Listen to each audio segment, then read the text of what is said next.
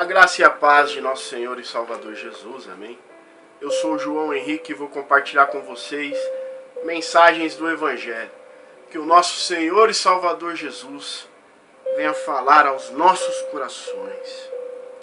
2 Coríntios capítulo 7, versículo 10, Jesus é fiel. Segunda carta que Paulo escreve aos Coríntios capítulo 7, versículo de número 10.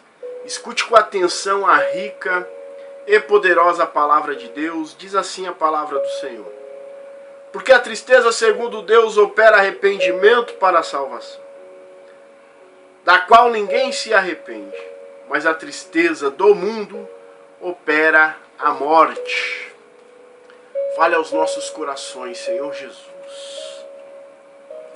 Como lidar com a tristeza? O apóstolo Paulo, que estava aflito, se alegra ao encontrar na Macedônia Tito, que lhe traz boas notícias. Tito diz a Paulo que os irmãos de Coríntios aprenderam a lidar com a tristeza que estavam sentindo ao receber a primeira carta que Paulo escreveu. Quando Paulo escreveu a primeira carta aos irmãos de Coríntios, os irmãos de Coríntios ficou triste. Se entristeceram, se indignaram, alguns se revoltaram. Isso levou uma aflição a Paulo. Mas quando Paulo encontrou com Tito na Macedônia, Tito disse a Paulo, e Paulo se regozijou, Paulo folgou, se alegrou, porque Tito disse a Paulo que os irmãos de Coríntios se contristaram segundo Deus e se arrependeram para a salvação. Ou seja, esqueceram as coisas que para trás ficaram, avançaram para as coisas que estavam adiante deles, em direção ao alvo, que é o nosso Senhor e Salvador Jesus Cristo. A tristeza, irmãos, ela gera em nós indignação, ira e revolta. E a gente sente todas essas coisas contra a gente mesmo ou contra aqueles que nos entristeceram. E sentindo essas coisas contra a gente mesmo, somos levados à depressão. E essa é uma forma de lidar com a tristeza segundo o mundo que nos oprime, o mundo cão, o mundo cruel. E isso nos leva à morte. Quando sentimos todas essas coisas, indignação, ira e revolta contra aqueles que nos entristeceram, somos levados ao ódio. Ódio, que é um dos princípios do câncer. E esta também é uma forma de lidar com a tristeza segundo o mundo, que leva à morte. Mas quando sentimos indignação, revolta e ira contra a gente mesmo, e nos posicionamos, e não queremos mais sentir o que estamos sentindo, levantamos a nossa cabeça, esquecemos as coisas que para trás ficaram, avançamos para as coisas que estão adiante de nós, sempre em direção do alvo, que é nosso Senhor e Salvador Jesus Cristo. Lidamos com a tristeza segundo a perspectiva, segundo a vontade de Deus.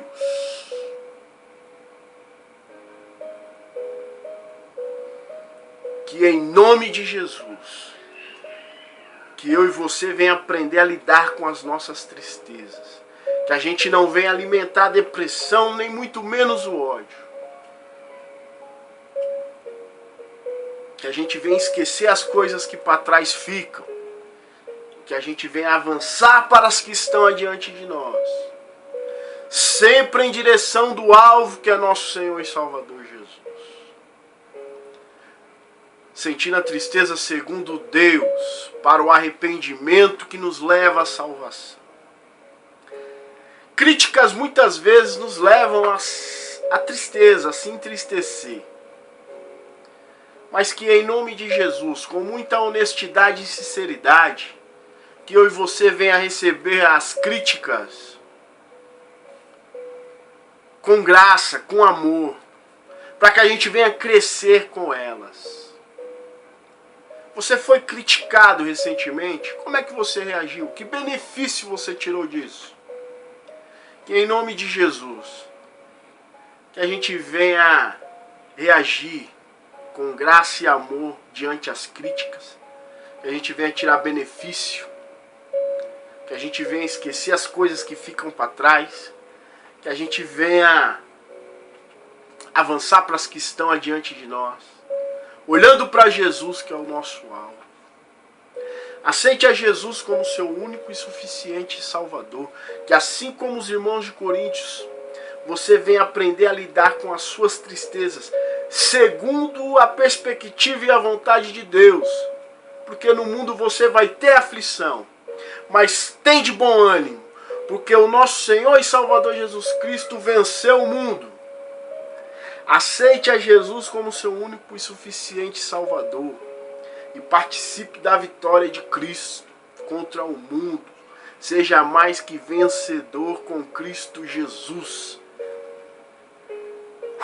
Confesse Jesus. Amém? E seja abençoado na prática dessa palavra. Glória a Jesus.